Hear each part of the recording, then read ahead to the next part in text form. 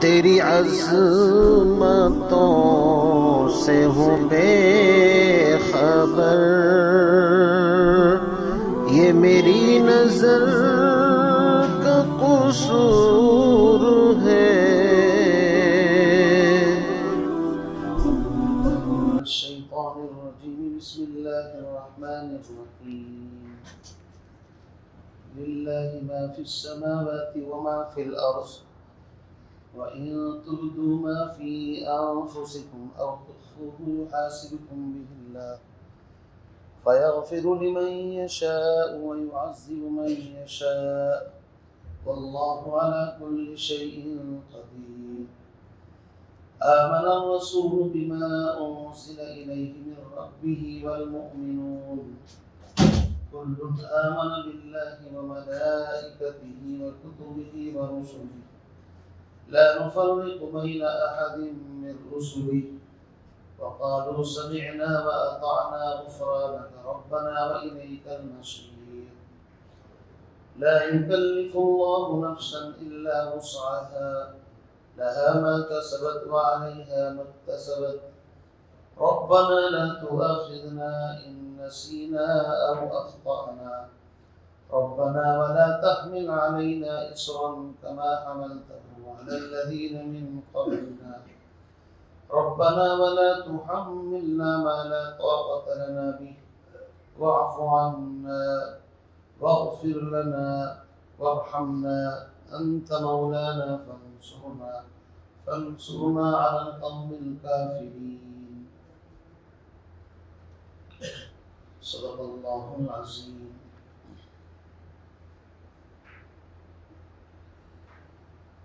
سورہ بقرہ اس کا آخری رکوع ہے، آخری آیات ہے۔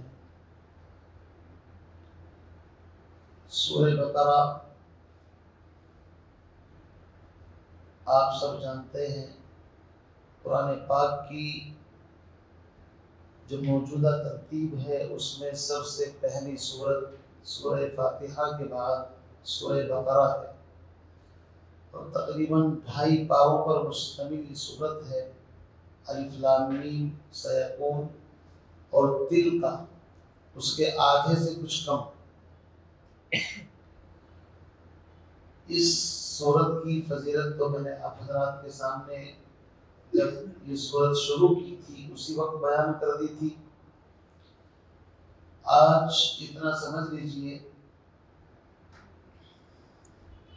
کہ جس مضمون سے اللہ رب العزت نے قرآن پاک کی سورہ بقرہ کو شروع کیا اسی مضمون پر تقریباً اس سورت کو ختم کیا جا رہا ہے۔ بلکہ یوں سمجھیے کہ سورہ فاتحہ کے اندر جو مضمون تھا دعا کا، وہی مضمون یہاں پر بھی ہے آخر کے اندر۔ اور جس طرح سورہ بقرہ کے شروع میں ایمان کا تذکرہ تھا، الف لام میم ذالک الکتاب لا ریب فیہ ھدی للمتقین الذین یؤمنون بالغیب ویقیمون الصلاۃ ومما رزقناہم ینفقون۔ ایمان کا اور اعمال صالحہ کا ذکر تھا، اس لیے کہ انسان جو بھی عمل کرتا ہے وہ 2 طرح کے اعمال ہیں۔ ایک عمل تو وہ ہے جو انسان کے دل سے تعلق رکھتا ہے، اور ایک عمل وہ ہے جو انسان کے جسم باڈی سے تعلق رکھتا ہے۔ انسان کے دل سے جن اعمال کا تعلق ہے وہ ایمان ہے، اسی طریقے سے رحم دلی ہے، توکل ہے، صبر ہے، کینہ ہے، حسد ہے، بغض ہے، کسی سے دشمنی ہے جو انسان کے دل کے اندر چھپی ہوئی ہوتی ہے۔ تو انسان اپنے دل سے جو اعمال کرتا ہے ان کو نظریاتی اعمال کہا جاتا ہے، اعتقادات کہا جاتا ہے، اور انسان جو اپنے جسم سے، ہاتھ سے، پیر سے، زبان سے عمل کرتا ہے ان کو عبادات یا اعمال کہا جاتا ہے۔ مثلا ایک آدمی ذکر کرتا ہے تو اس میں زبان کی ضرورت پڑتی ہے، زبان سے ذکر ہوتا ہے، اگرچہ ذکر قلبی بھی ہوتا ہے۔ اسی طریقے سے انسان اگر کسی کے ساتھ سخاوت کرتا ہے تو ہاتھ سے اس کو دیتا ہے، نماز پڑھتا ہے تو پوری باڈی، پورا جسم اس کے اندر مشغول ہوتا ہے۔ تو ابتدائی سورہ بقرہ کے اندر ایمان کا ذکر تھا اور اعمال کا ذکر تھا، اسی مضمون کو اللہ نے یہاں پر بھی ذکر فرمایا ہے، ایمان کو، اعمال کو۔ دوسری بات یہ سمجھیے کہ یہ قرآن پاک کی بلاغت ہے، جس طرح ایک بیج ہوتا ہے، اس کو زمین کے اندر اگر آپ بوئیں تو پھر کھاد پانی دینے کے بعد ایک درخت بن جاتا ہے، اور اس کے بعد اس کی شاخیں، اس کے پتے اس پورے وجود کی گواہی دیتے ہیں جو بیج سے نکلتا ہے۔ ایسے ہی سورہ بقرہ پوری کی پوری، اس میں توحید، رسالت، آخرت، ان تین چیزوں کا ذکر خاص طور سے آیا ہے، اور یہ مضمون الف لام میم سے لے کر هم المفلحون تک 4 آیات میں۔ اس کے بعد درمیانی لیس البر ان تولوا وجوهکم قبل المشرق والمغرب ولكن البر من آمن بالله واليوم الآخر والملائكة والكتاب والنبيين وآتى المال على حبه ذوي القربى۔ یہ پورا مضمون آیت بر کے تحت بھی آیا ہے، اور وہی مضمون یہاں پر بھی آمن الرسول بما انزل الیہ من ربہ والمؤمنون کل آمن باللہ وملائکتہ وکتبہ ورسلہ۔ گویا کہ اول، درمیان اور پھر آیت الکرسی میں، اور یہاں پر جو مضمون پوری صورت کے اندر پھیلا ہوا ہے وہ ایمان ہے، توحید ہے، رسالت ہے، فرشتوں پر ایمان ہے، کتابوں پر ایمان ہے، اللہ پر ایمان ہے، جس کو ایمان مفصل کہتے ہیں۔ ایمان کی بنیاد یہی ہے، آمنت باللہ وملائکتہ وکتبہ ورسلہ والیوم الآخر والقدر خیرہ وشرہ من اللہ تعالی والبعث بعد الموت۔ ایمان مفصل کہتے ہیں اس کو۔ ایمان اللہ کے خزانے میں سب سے قیمتی سرمایہ ہے۔ ایمان ہے تو جنت ہے، ایمان نہیں تو جہنم ہے۔ ایمان ہی کے اوپر سارا دار و مدار ہے۔ دوسری بات یہ سمجھیے، نبی علیہ السلام کو یہ سورت کی جو آخری آیات ہیں شب معراج میں اللہ نے عطا فرمائی ہے، 5 نمازیں، اور سورہ بقرہ کی آخری آیات آمن الرسول سے لے کر کے آخر تک 2 آیات۔ اللہ رب العزت نے آسمان کی معراج کرائی اور یہ آیات آپ کو عطا فرمائی، اور فرمایا جو ان آیات کی تلاوت کر لے تو ہر طرح سے اس کے لیے یہ آیات کافی ہیں۔ کافی ہونے کا مطلب یہ ہے اس کے اوپر جادو، جن، سحر، کسی طرح کی کوئی تکلیف دینے والی چیز اس کو تکلیف نہیں پہنچا سکتی۔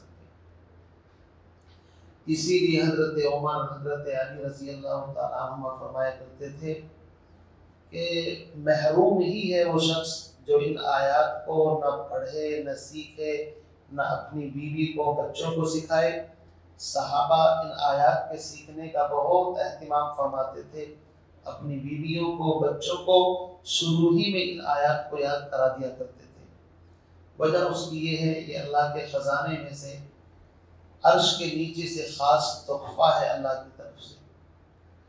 اور ایک روایت میں آتا ہے کہ ایک مرتبہ نبی علیہ السلام حضرت جبریل حضور اکرم صلی اللہ علیہ وسلم کے پاس بیٹھے ہوئے تھے، اچانک زور سے کوئی آواز سنی تو حضرت جبریل علیہ السلام نے عرض کیا، اے اللہ کے رسول، یہ ایک دروازہ ہے جنت کے دروازوں میں سے جو کھلا ہے، اور اس سے پہلے کبھی نہیں کھلا، عرش کے خزانوں میں سے۔ فرمایا کہ اللہ نے 2 چیزیں آپ کو اسپیشل عطا فرمائی ہیں، جو پہلی امتوں کو نہیں ملی، ایک سورہ فاتحہ اور دوسرے سورہ بقرہ کی آخری آیت ہے۔ بہرحال ان کی بڑی فضیلت ہے، ان کو پڑھنا چاہیے۔ اب دیکھیے اللہ اس میں کیا فرماتے ہیں۔ فرمایا للہ ما فی السماوات و ما فی الارض، اللہ ہی کا ہے وہ سب کچھ جو آسمانوں میں ہے، وما فی الارض اور وہ سب کچھ جو زمین میں ہے۔ ساری چیزوں کا مالک کون ہے؟ اللہ۔ آسمان کی ساری چیزیں، چاہے فرشتے ہوں، چاہے آسمان ہو، چاہے ستارے ہوں، چاہے عرش و کرسی، کچھ بھی ہو۔ اسی طرح زمین کی ساری چیزیں، چاہے انسان ہوں، چاہے جنات ہوں، چاہے حیوانات ہوں، اور چاہے چرند پرند، کوئی بھی چیز زمین کے اوپر ہے، ہر چیز کا مالک کون ہے؟ صرف اللہ۔ فرمایا للہ ما فی السماوات و ما فی الارض۔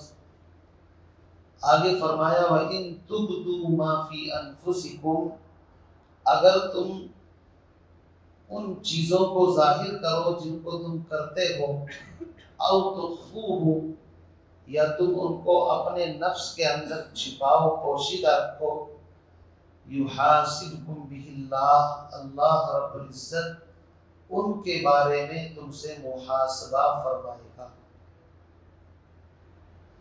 اعمال دو طرح کے ہیں، اعمال ظاہرہ اور اعمال باطنہ، چھپے ہوئے اعمال جن کا انسان کے دل کو پتہ ہوتا ہے، دوسرے کو پتہ نہیں ہوتا دل میں کیا خیال چل رہا ہے۔ اللہ فرماتے ہیں کہ اعمال ظاہرہ کرو، چاہے اس کو دکھاؤ چاہے چھپاؤ، اللہ اس کے بارے میں محاسبہ کرے گا، پکڑ کرے گا۔ فَيَغْفِرُ لِمَن يَشَاءُ، پھر اس کی مرضی ہے جس کو چاہے معاف کرے، وَيُعَذِّبُ مَن يَشَاءُ، اور جس کو چاہے عذاب دے۔ وجہ یہ ہے وَاللَّهُ عَلَى كُلِّ شَيْءٍ قَدِيرٌ، اللہ ہر چیز پر مکمل قدرت اور اختیار رکھتا ہے، جس کو چاہے سزا دے، جس کو چاہے معاف کر دے، وہ مالک ہے، اس سے کوئی پوچھنے والا نہیں۔ یہ آیت بظاہر بہت بھاری ہے۔ جب یہ آیت نازل ہوئی تو صحابہ کرام نبی علیہ السلام کے پاس دوڑ کر کے حاضر ہوئے، اے اللہ کے رسول، اس میں تو کہا گیا ہے کہ تمہارے دل کے اندر جو اعمال آئیں وہ بھی، اور تمہارے جسموں سے جو اعمال صادر ہوں ان کے بارے میں حساب ہوگا۔ ظاہر بات ہے دل، اس کے اندر تو پتہ نہیں کیسے کیسے وسوسے اور خیالات آتے ہیں۔ اگر دل کے وسوسوں پر بھی پکڑ اللہ نے کر لی تو پھر ہم میں سے کوئی بچنے والا نہیں ہے۔ دل میں تو بہت طرح کے خیالات آتے ہیں۔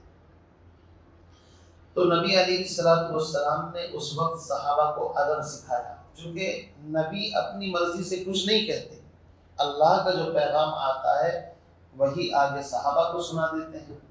تو آپ نے صحابہ سے کہا کیا تم اہل کتاب یہود کی طرح کہنا چاہتے ہو کہ وہ یوں کہا کرتے تھے سمعنا وعصینا، سن لیا اور مانیں گے نہیں؟ کیا آپ بھی یہود کے نقش قدم پر چلنا چاہتے ہو؟ تمہیں تو یہ چاہیے اللہ کی طرف سے جو بھی فیصلہ صادر ہو سمعنا واطعنا، یہ کہنا چاہیے سن لیا اور مانیں گے، اطاعت کریں گے۔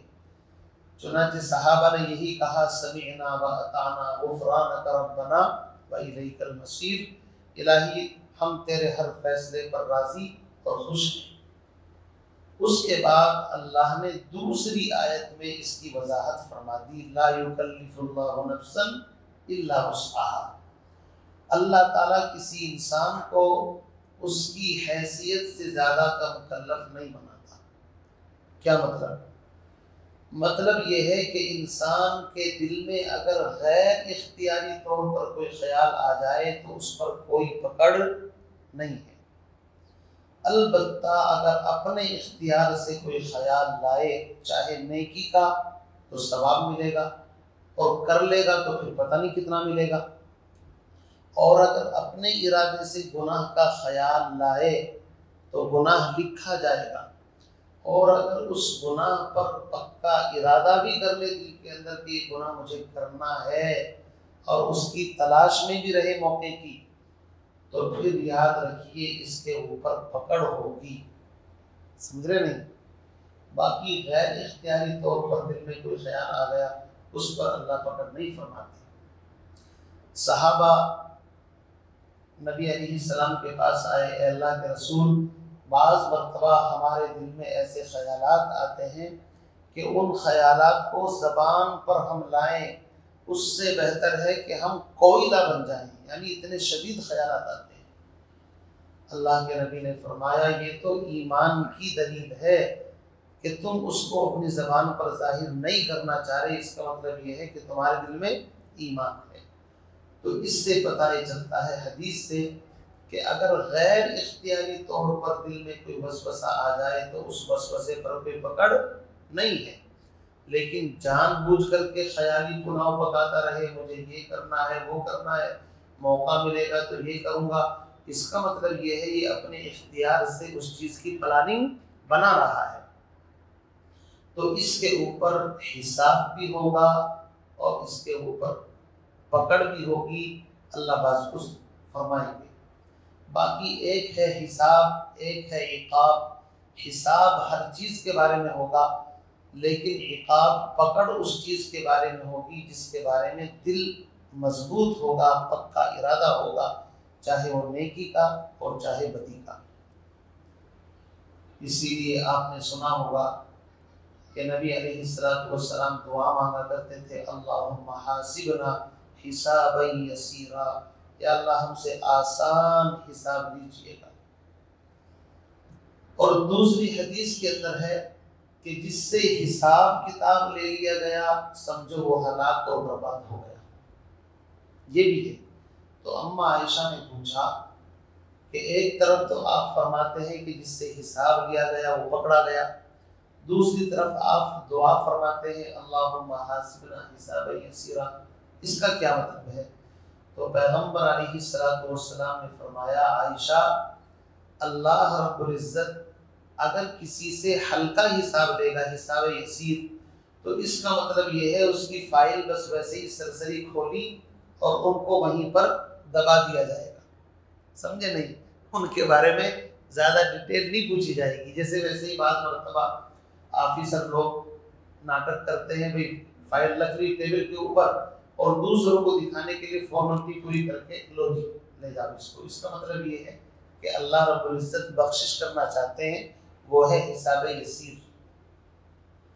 ایک حدیث کے اندر فرمایا کہ اللہ بعض بندوں کو اتنا قریب فرمائیں گے کہ ان کے سینے پر یا کمر پر ہاتھ رکھیں گے تو وہ ٹھنڈک محسوس کریں گے، پھر اللہ آہستہ سے ان سے فرمائیں گے یہ گناہ تو نے فلاں وقت کیا تھا یا نہیں کیا تھا؟ وہ اعتراف کرے گا پروردگار میں نے یہ گناہ کیا تھا۔ اب وہ سمجھے گا کہ اب اقرار بھی کر لیا، اب تو پکڑا گیا تم۔ پھر اللہ فرمائیں گے میں نے دنیا میں بھی تیرے اس گناہ پر پردہ ڈالا تھا، آج بھی میں تیرے گناہ پر پردہ ڈالتا ہوں۔ وہ اتنا خوش ہوگا، اس کی خوشی کی کوئی انتہا نہیں رہے گی۔ یہی ہے فَيَغْفِرُ لِمَن يَشَاءُ وَيُعَذِّبُ مَن يَشَاءُ، اللہ جس کو چاہے معاف کر دے اور جس کو چاہے پکڑ دے۔ اس لیے ہمیں ہر حال میں اللہ سے ڈرنا چاہیے اور اچھی دعا مانگنی چاہیے۔ اور ایک حدیث کے اندر فرمایا کہ جس نے کبھی جادو، ٹونا ٹوٹکا اور تعویذ گنڈے کا عمل نہیں کیا ہوگا، ایسی ایک جماعت 70,000 اللہ ان کو بغیر حساب کی جنت میں داخل فرمائے گا، اور ان میں سے ہر ایک کے ساتھ 70,000 کو داخل فرمائے گا، اور یہاں تک فرمایا 3 لب جہنم میں سے بھر کر کے اللہ جنت کے اندر داخل کرے گا۔ اللہ کے لب اور اللہ کے جو ہاتھ ہیں وہ اس کی شان کے مطابق ہم اس کو نہیں جانتے وہ کتنی مقدار ہوگی۔ بہرحال اللہ کا ایک غیبی نظام ہے جو وہ یہ ہے کہ جس کو چاہے معاف فرما دے۔ آگے فرماتے ہیں آمن الرسول، رسول ایمان لے آیا، بما اس چیز پر انزل الیہ جو اس پر اللہ کی طرف سے نازل ہوا۔ یاد رکھیے رسول بھی اپنے اوپر نازل شدہ شریعت پر ایمان رکھتا ہے، سب سے پہلے رسول ہی ایمان لاتا ہے، اور رسول کا ایمان امتی کے ایمان سے زیادہ ہوتا ہے، یہ بھی یاد رکھیے۔ کیوں؟ اس لیے کہ رسول کا ایمان فرشتوں کو دیکھ کر عالم غیب کی جو چیزیں ہیں اللہ ان کو دکھا بھی دیتا ہے، اور جیسے حضور کو معراج پر بلایا، نبی کی مثال ایسی ہے جیسے پہاڑ کی چوٹی پر ایک شخص کھڑا ہوا ہے اور اس کے دو طرف مجمع ہے، ادھر بھی اور ادھر بھی، تو جو پہاڑ کی چوٹی پر کھڑا ہوا آدمی ہے اس کو ادھر کا بھی نظر آتا ہے اور اس کو ادھر کا بھی نظر آتا ہے۔ انبیاء علیہ السلام ایسے ہی بالکل درمیان میں کھڑے ہیں، واسطہ ہیں، اللہ رب العزت سے احکام لیتے ہیں، چاہے اللہ ڈائریکٹ ان کے دل پر اتارے اور چاہے جبریل کے ذریعے سے، اور پھر اس پیغام کو دوسری طرف کے جو لوگ ہیں ان کی امت ان تک پہنچاتے ہیں، سمجھے نہیں؟ اس لیے نبیوں کا ایمان اعلیٰ درجے کا ہوتا ہے، ہمیشہ بڑھتا ہے، اس میں کبھی تنزلی نہیں ہوتی، برخلاف عام انسان کے۔ ابھی مسجد میں آپ اور ہم بیٹھے ہیں، ایمانی حلقہ لگ رہا ہے، دین کی بات ہو رہی ہے تو ایمان کی سطح اور لیول بڑھ رہا ہے، اور یہاں سے باہر نکلیں گے، بیوی بچوں میں جائیں گے، کاروبار میں، تو جو کیفیت یہاں پر ہے وہ کیفیت وہاں پر نہیں ہوتی، اس لیے اس میں اوپر نیچے چلتا رہتا ہے۔ تو سب سے پہلا ایمان اللہ کی ذات پر اور خود شریعت پر نبی کا ہوتا ہے۔ فرمایا آمن الرسول بما انزل الیہ من ربہ، رسول ایمان لے آئے اس چیز پر جو ان کی طرف نازل کی گئی ان کے پروردگار کی طرف سے، والمؤمنون، اور صحابہ وہ بھی ایمان لے آئے۔ یہاں پر جب والمؤمنون کا ذکر آتا ہے تو پہلے مخاطب صحابہ ہیں، پھر صحابہ کے بعد جو بھی ان کے نقش قدم پر چلے گا۔ اسی لیے اللہ کے نبی نے فرمایا کہ میری امت بنی اسرائیل 72 فرقوں میں بٹ گئے اور میری امت 73 فرقوں میں بٹے گی، ایک نجات پائے گی۔ صحابہ نے پوچھا کون؟ فرمایا ما انا علیہ و اصحابی، جو میرے اور میرے صحابہ کے طریقے کو فالو کرے گی۔ اس لیے ہم نبی اور صحابہ دونوں کی بات کرتے ہیں، ہم کبھی صرف نبی کی بات نہیں کرتے، چونکہ نبی نے صحابہ کو سکھایا ہے۔ صحابہ کو اگر نبی سے الگ کر دو گے تو دین مکمل آپ کے پاس نہیں آ سکتا۔ نبی نے 3 دن تراویح کی نماز پڑھی، لیکن صحابہ نے پورے مہینے جماعت کے ساتھ پڑھی، خلفائے راشدین نے، تو ہم اسی عمل کو آج دہرا رہے ہیں۔ کیوں جی؟ جمعے کی اذان نبی کے زمانے میں ایک پڑھی جاتی تھی، حضرت عثمان غنی کے زمانے میں 2 اذانیں شروع ہوئی تو ہم بھی 2 اذانیں دیتے ہیں۔ کیوں جی؟ بہت سارے مسائل ایسے ہیں جن کی تکمیل خلفائے راشدین اور صحابہ کے ذریعے سے ہوئی ہے۔ اللہ کے نبی اس کو کر کے دنیا سے رخصت ہو گئے، لیکن ان کو مکمل کیا کنہوں نے؟ صحابہ نے۔ اسی لیے صحابہ کا ذکر نبی کے ساتھ آتا ہے۔ فرمایا والمؤمنون، اور صحابہ بھی ایمان لائے۔ ہم بھی اگر ان چیزوں کو مانیں گے جن کا ذکر آگے آ رہا ہے، جن پر اللہ کے نبی ایمان لائے، صحابہ لائے، تو ہم بھی اسی کے اندر انشاءاللہ داخل ہوں گے۔ وہ چیزیں کیا ہیں؟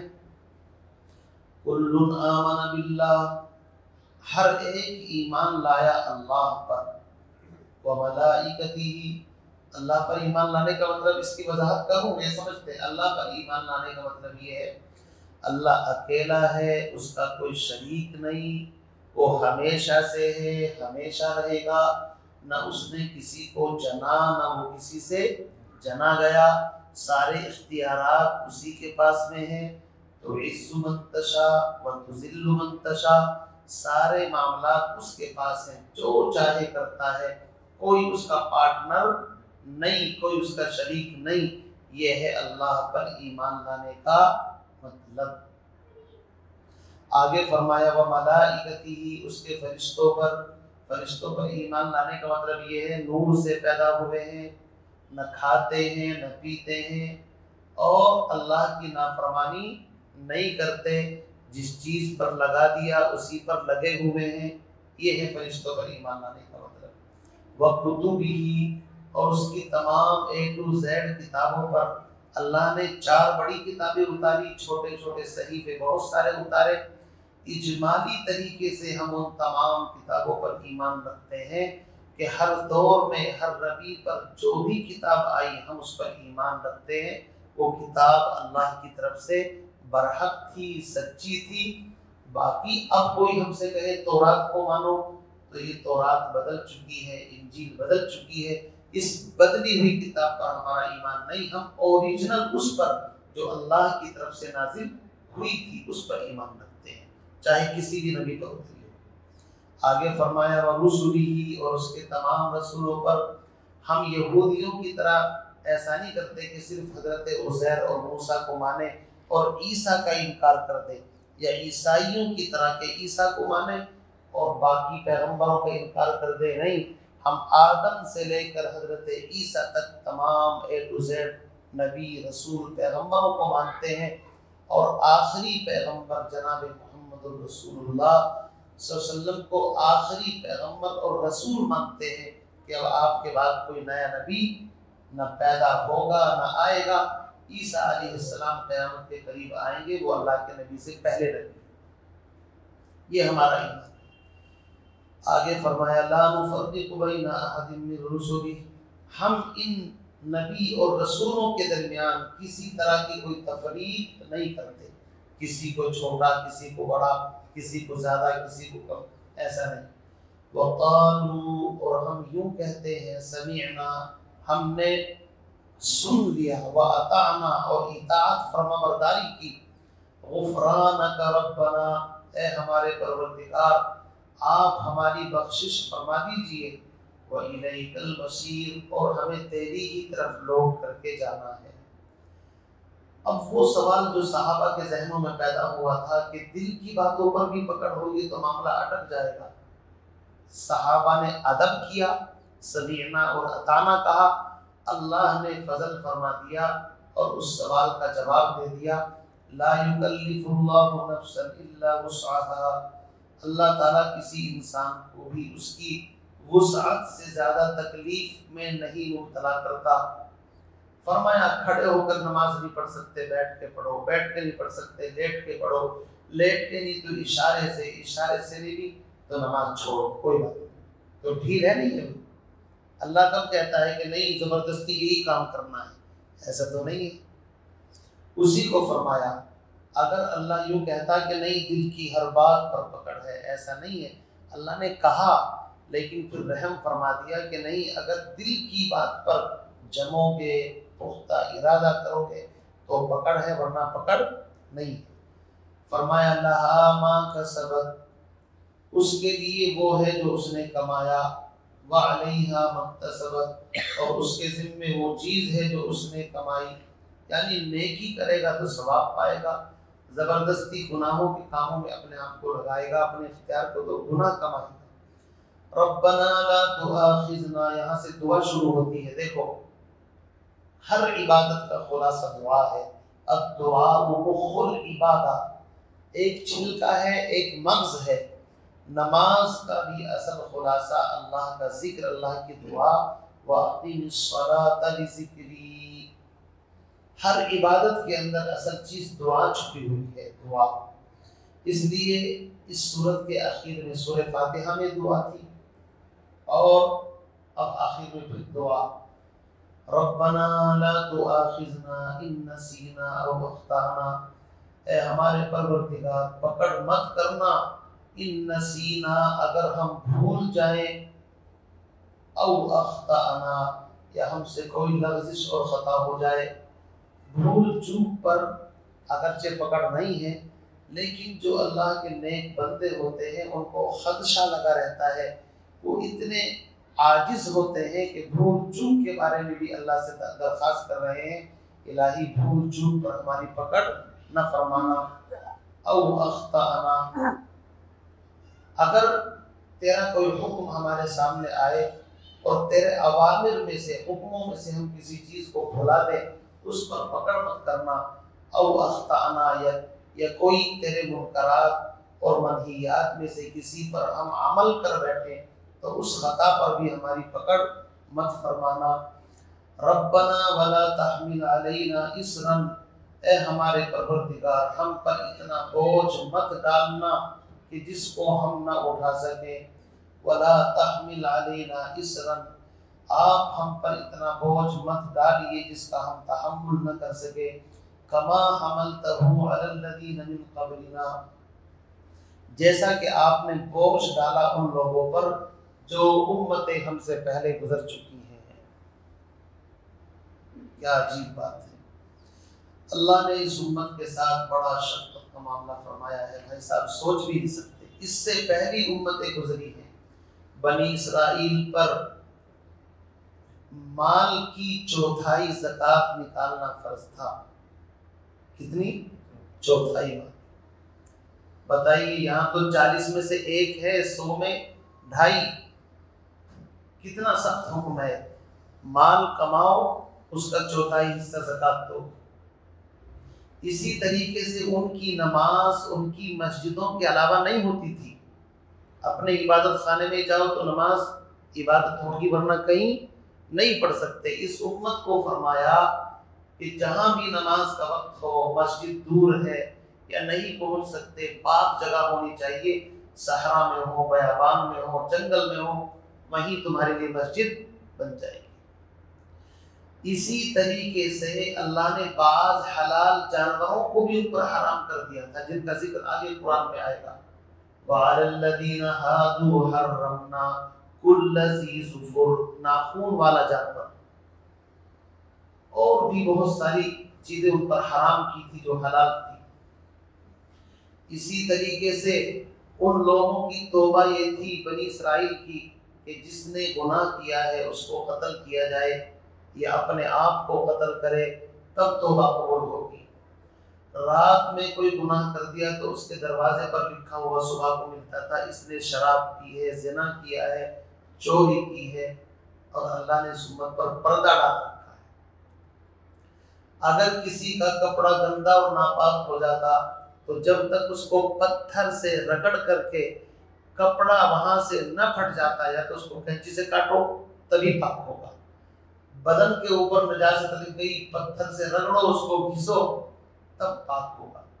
اللہ سے دعا کی جا رہی ہے، الہی ایسے احکام شاقہ جو ہم سے پہلے لوگوں پر گزرے ہیں ان کی ہمارے اندر تحمل برداشت کی صلاحیت نہیں ہے، ایسے احکام شاقہ ہم پر مت ڈالنا، یہ دعا ہے۔ آگے فرمایا ربنا ولا تحملنا ما لا طاقت لنا به، اے ہمارے پروردگار ولا تحملنا، اور ہم پر مت ڈالیے آپ اس چیز کے بوجھ کو، ما لا طاقت لنا بھی، جس کی ہمارے اندر طاقت نہیں ہے، واعف عنا، اور آپ ہمیں معاف فرما دیجئے، واغفر لنا، اور آپ بخشش فرما دیجئے، وارحمنا، اور ہم پر رحم فرما دیجئے۔ رحم کا مطلب ہے کہ گناہوں کی وجہ سے ہم نے تجھے ناراض کر کر جن نعمتوں کو اپنے اوپر بند کر لیا تھا، الہی اب آپ ہمیں معاف فرما کر کے وہ طرح طرح کی نعمتوں کی بارش ہم پر برسا دیجئے۔ پتہ یہ چلا گناہ کرنے سے انسان کے اوپر نیکیوں کا دروازہ، اللہ کی مہربانیوں کا دروازہ اور اس کی نعمتوں کا دروازہ بند ہو جاتا ہے گناہ کرنے کی وجہ سے۔ جب ہم نے معافی مانگ لی، ربنا واعف عنا واغفر لنا وارحمنا، اب اللہ سے ڈائریکٹ، دیکھو جب تک گناہ کرتا ہے انسان چھپا ہوا رہتا ہے تو پہلے دعائیں مانگی جا رہی ہیں غائبانہ، یہ نہیں کہا واعفو یعنی کہ انتا آپ ہمیں معاف کر دیجئے، واغفر انتا آپ ہمیں بخش دیجئے۔ کیوں؟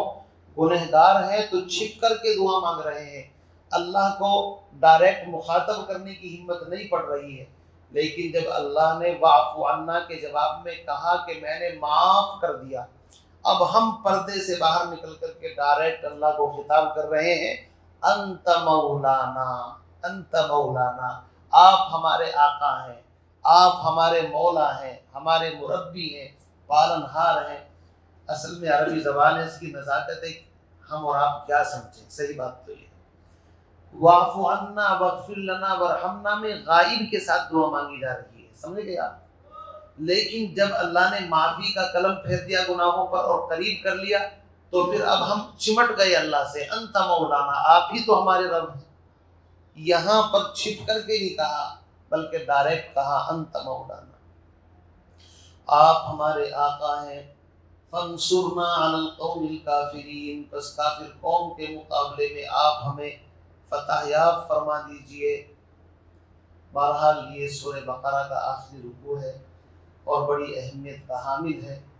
ہمیں چاہیے کہ ہم آیت الکرسی سورہ بقرہ کا اول آخر رات کو کم از کم پڑھ کر کے سو جائیں، تاکہ اللہ تعالی ہر طرح کے شیاطین جنات جو رات کو نکلتے ہیں تکلیف پہنچانے کے لیے، یاد رکھیے شیاطین اور جنات جو ہے یہ انسانوں کے ساتھ کھیلتے ہیں۔ آپ نے نہیں دیکھا بیت الخلاء کے اندر انسان بیٹھا ہوا ہے اور وہ کھیل رہا ہے اپنی شرمگاہ کے ساتھ، وہ نہیں کھیل رہا، اصل میں شیطان اس کے اوپر مسلط ہو چکا ہے اور وہ اس کو غلط کام کے اندر لگا رہا ہے۔ اسی لیے نبی علیہ السلام نے فرمایا کہ تم جب بیت الخلاء میں جاؤ تو دعا پڑھ کر کے جاؤ اور یوں کہو اللہم انی اعوذ بک من الخبث والخبائث، یا اللہ ہم خبیث قسم کے جنات، شیاطین، مرد عورت سے تیری پناہ میں آنا چاہتے ہیں۔ جب اس دعا کو پڑھ کر کے جاؤ گے اب نہ تمہیں کوئی وسوسہ آئے گا۔ اور یاد رکھیے اس دعا کو نہ پڑھنے کی وجہ سے انسان کا ذہن بھی کمزور ہوتا ہے اور انسان کے اوپر بھول چوک کے جو آج مرض عام طور سے جو بھول چوک کی بیماریاں بڑھتی جا رہی ہیں، اس کی ایک مین بنیادی وجہ یہ بھی ہے کہ ہم بیت الخلاء میں جاتے وقت نکلتے وقت سنت کا اہتمام نہیں کرتے، جس کی وجہ سے نسیان، غفلت، بھول چوک کی بیماری شیاطین کے چھیڑ چھاڑ کی وجہ سے پیدا ہوتی جا رہی ہے۔ اس لیے ہمیں چاہیے کہ شیطان ہمارا کھلا دشمن ہے، نفس ہمارا دشمن ہے، ان دونوں سے بچنے کے لیے دعاؤں کا بھی اہتمام کریں۔ یہ دعا اللہ نے سکھائی ہے اس لیے کہ اللہ مہربان ہے، وہ ہمیں دعاؤں کے ذریعے سے بخشنا چاہتا ہے، ورنہ اس کو کیا ضرورت تھی، وہ کہہ دیتا کہ تم جانو تمہارا کام۔ آدم علیہ السلام کو زمین پر اتارا، ناراض ہوئے، لیکن مہربان بھی تھے اللہ، اس لیے قرآن کہتا ہے کہ آدم علیہ السلام نے اپنے رب سے چند کلمات سیکھ لیے، اللہ ان پر بخشش کرنا چاہتا تھا تبھی تو سکھائے کلمات کہ ان سے مانگو، ایسا ہے وہ، ورنہ اللہ کہہ دیتا آدم تم نے غلطی کی ہے، تم جانو تمہارا کام، اب تم لگاؤ زور۔ اللہ نے کہا نہیں، ختم۔ قرآن پاک کی آیت ہے فَتَلَقَّى آدَمُ مِن رَبِّهِ كَلِمَاتٍ فَتَابَ عَلَيْهِ، کہ آدم علیہ السلام نے اپنے رب سے کچھ کلمات سیکھ لیے۔ پتہ یہ چلا کہ رب اگر کچھ کلمات سکھا رہا ہے تو وہ ہمیں کچھ دینا چاہتا ہے۔ سورہ فاتحہ دعا ہے، اس لیے ہر نماز کی ہر رکعت میں پڑھی جاتی ہے۔ یہ قرآنی دعائیں پکی دعائیں ہیں، ان کے ذریعے سے دعا مانگیں گے انشاءاللہ کبھی بھی دعائیں رد نہیں ہوں گی، بشرطے کہ کھانا حلال ہو، پینا حلال ہو، کسی ناجائز کام کے لیے دعائیں نہ مانگی جائے۔ اگر کھانا حلال نہیں، پینا حلال نہیں، تو پھر حدیث کے اندر آیا ہے بہت سے لوگ پراگندہ بال، پھٹے کپڑے اور اللہ کو پکارتے ہیں یا رب یا رب۔ حدیث کے اندر فرمایا کہاں سے ان کی دعا سنی جائے، ان کا کھانا صحیح نہیں، پینا صحیح نہیں، غذا صحیح نہیں، تو پتہ یہ چلا دعائیں تو قبول ہوتی ہے لیکن اس کی کچھ آداب و شرائط ہیں۔ اللہ تعالیٰ سے دعا فرمائے مجھے بھی آپ کو بھی ان باتوں پر عمل کی توفیق نصیب فرمائے۔ سبحان اللہ و بحمدہ، سبحانک اللہم